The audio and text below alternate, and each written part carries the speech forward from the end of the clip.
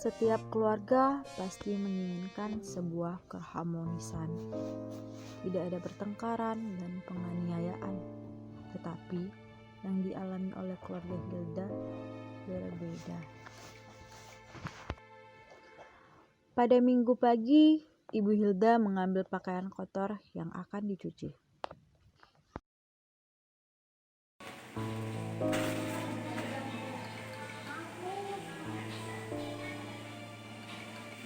Mas, ini apa? Apa? Mas, kamu dari kemarin kemana aja? Aku tuh nungguin kamu loh dari kemarin. Aku kemarin kerja. Ini apa? Akhir-akhir ini kamu juga jarang pulang ke rumah. Pagi asal nuduh aja. Terus ini apa? Ada nono listrik. Kamu tuh selingkuh ya? Banyak omong kamu. Berani kamu ya, Mas? Berani kamu nampar aku sekarang ya? Demi perempuan lain? Mah, Pak, aku tuh capek mendengar kalian berantem terus setiap hari. Kamu sama kamu. Cukup, Mas. Semenjak kejadian itu, makin sering terjadi kekerasan yang terjadi di dalam rumah tangga keluarga Hilda. Dan sampai akhirnya Ibu Hilda meminta cerai karena ayahnya Hilda ketahuan berhubungan intim di rumah mereka pada saat ibunya Hilda pulang dari Bali untuk mengunjungi orang tuanya.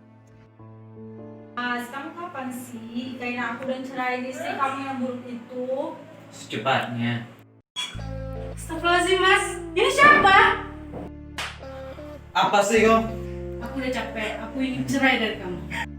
Ma, jangan tinggalkan aku masih membutuhkan kalian. Tinggal sama mamamu aja. Lana, mereka yang mau pergi. Dia nggak pantas jadi panutan kita. Ayah Hilda pun pergi. Ibu dan Hilda sangat sedih dan menangis. Hal inilah yang membuat Hilda berubah menjadi anak yang tidak bisa diatur dan mulai masuk ke dunia bebas serta sekolahnya menjadi bermasalah. Hari ini Hilda tidak masuk sekolah. Apa dia sedang sakit ya? Atau sedang masalah keluarga? Aku akan menelpon orang tuanya jika tidak masuk lagi. Ini yang terbaik. Dan ternyata Hilda bolos sekolah dengan temannya yang beda kelas. Selama ini, orang tua Hilda, terutama ibunya, tidak mengetahui kalau Hilda bolos sekolah. Ya ampun, dulu asiknya Mas Andi langsung hilang. Iya kan, aku bilang juga apa. Nikmatin aja kali selagi masih muda. Terus dulu dong.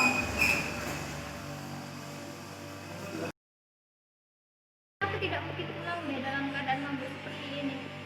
Ya udah, kamu di rumah aku aja. Kebetulan orang tua aku juga masih di luar kota. Ntar aku bilang aja kita satu kelompok.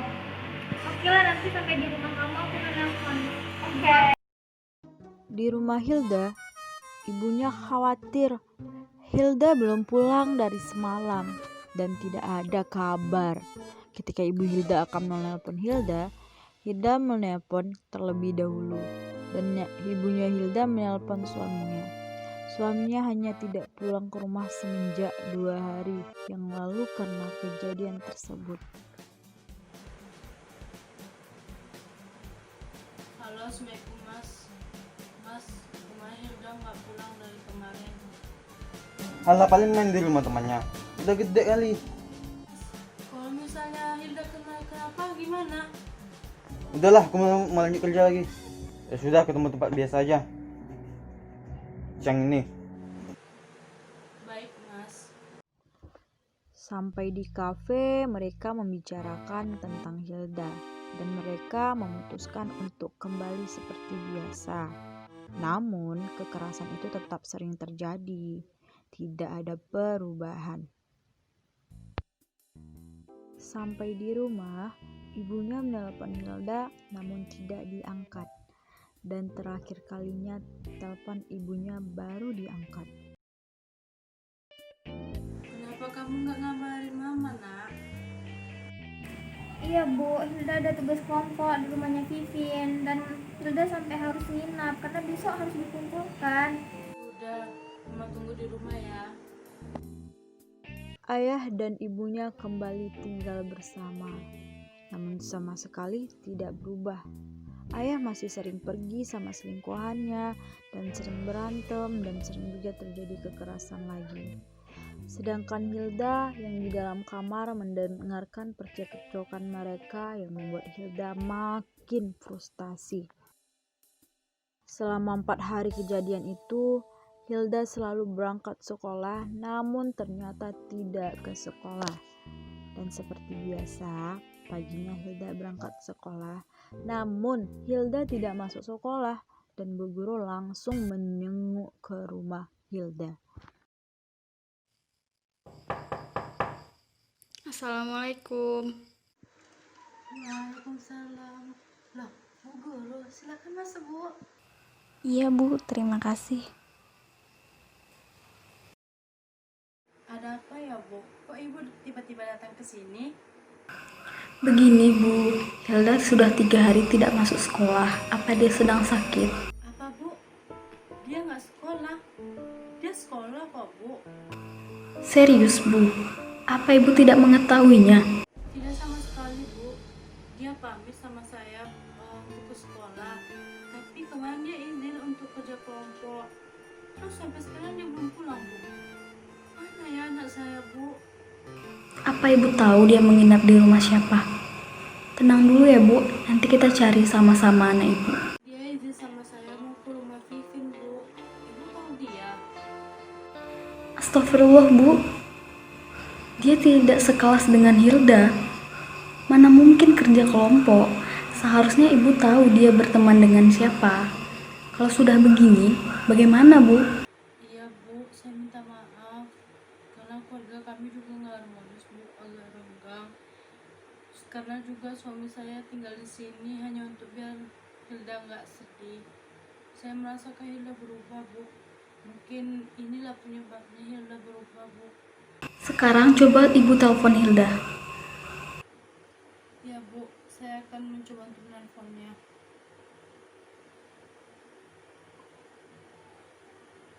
Tidak dijawab, Bu. Tiba-tiba ada orang yang memanggil ibunya Hilda dengan sedikit berteriak. Hilda ditemukan pingsan dan mulutnya berbusa dan mengeluarkan darah. Dia sudah dibawa ke rumah sakit. Ayo Bu, kita cepat-cepat susulkan Hilda. Hilda, Bu Guru, ikut sama kami ke rumah sakit ya. Iya Bu, ayo cepat. Mereka segera menuju ke rumah sakit. Di jalan, Ibu Hilda tak henti-hentinya menangis dan berdoa. Sesampainya di rumah sakit, mereka langsung menuju ke ruangan Hilda. Dokter, bagaimana keadaan anak saya? Anak ibu didiagnosis overdosis, Bu. Tapi dia masih bisa mendengar dan berbicara kepada kita. Sekarang ibu bisa menemuinya. Hilda, anakku. Kenapa kamu seperti ini, Nak? Awalnya aku cuma mabuk, Bu, tapi aku dipaksa minum pil. Dan saat aku bangun, aku sudah tidak kuat dan aku tidak bisa mengingat lanjutannya, Bu. Tolong lanjutin ini semua, Bu. Aku tidak mau semakin terjerumus. Tenang ya Bu, tenang. Iya Hilda, dia memang nakal sejak awal. Ibu Guru akan menindaklanjuti ini. Kamu semangat ya, cepat sehat ya Nak. Maafkan aku, Bu Guru. Sebelum ibunya menjawab, tiba-tiba ayahnya datang dengan wajah khawatir. Kamu kenapa nak? Kamu merawat anak aja nggak becus. Bukan saatnya untuk bertengkar. Kamu sadar nggak? Tidak kayak gini nih gara-gara kita. Sudah, Pak, Ma. Apakah kalian sudah melakukan permintaan terakhirku? Ada apa, Nak? Pak, Ma, kembalilah seperti dulu. Aku ingin melihat kalian tersenyum tanpa adanya pertengkaran, Pak, Ma. Nak, kami akan bertahan demi kamu. Kamu yang bertahan ya, Nak. Terima kasih ya, Pak, Ma, Bu Guru. Aku sayang kalian. Hilda pun menghembuskan nafas terakhirnya.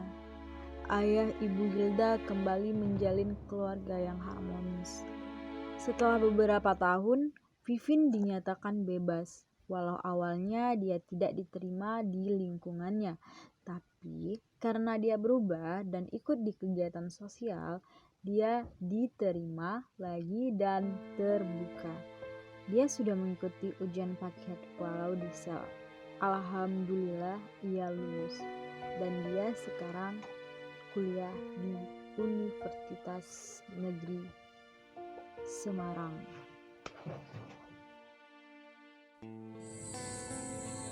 Jika aku menyadarinya dari awal, pasti aku tidak akan merasakan pengalaman buruk ini.